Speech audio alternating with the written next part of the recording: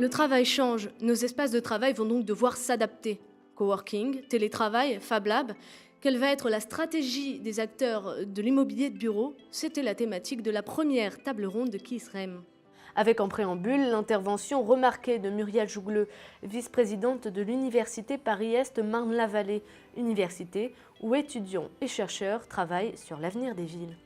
Nous sommes très intéressés par le partenariat avec le monde socio-économique, avec les entreprises, et notamment donc ce partenariat avec KISE pour nous est un partenariat très important, notamment parce qu'on a une thématique autour de la ville, inventer les villes de demain, et qu'évidemment cette thématique est en résonance totale avec l'activité de KISE.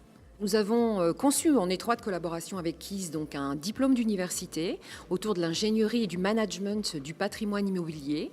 Donc une formation au titre de la formation continue des conseillers en gestion de patrimoine.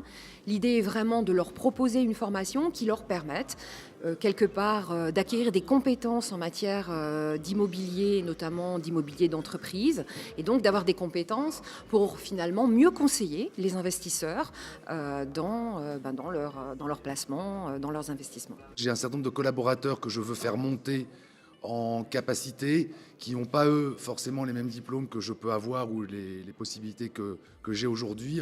Et pour pouvoir les faire monter et les faire évoluer, il fallait que je pose certaines questions pour savoir si ils avaient le niveau eux au départ suffisant pour pouvoir accéder à cette formation, et également en faisant cette formation si ça allait leur apporter les diplômes ou qualifications nécessaires qu'ils n'ont pas.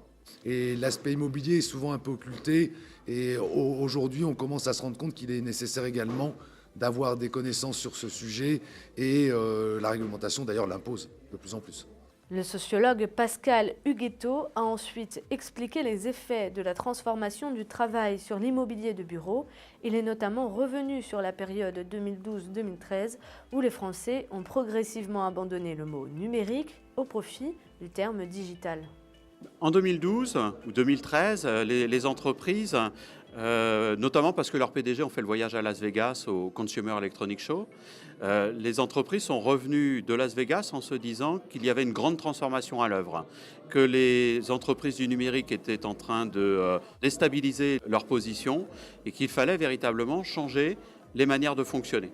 Travailler de manière beaucoup plus collaborative, faire preuve de beaucoup plus de créativité, mettre en œuvre des méthodes de travail beaucoup plus agiles. Et dans ce cadre-là, on s'est mis à penser que les espaces de travail étaient la bonne manière ou l'une des bonnes manières de faire advenir ces nouvelles pratiques de coopération, de décloisonner l'entreprise, de faire en sorte que des salariés, par exemple, collaborent avec des startups. Donc on a développé des Fab Labs, on a envoyé les salariés dans des Fab Labs, on les a fait participer à des séances de design thinking, par exemple. Et tout ça, les espaces de travail, les bâtiments sont censés aider à faire tomber les murs, en quelque sorte, à aider au décloisonnement. Les acteurs de l'immobilier de bureau qui produiront des espaces de travail les mieux adaptés aux nouveaux usages seront les grands gagnants de demain. Et dans cette course à l'innovation, l'œil du sociologue sera clairement un plus.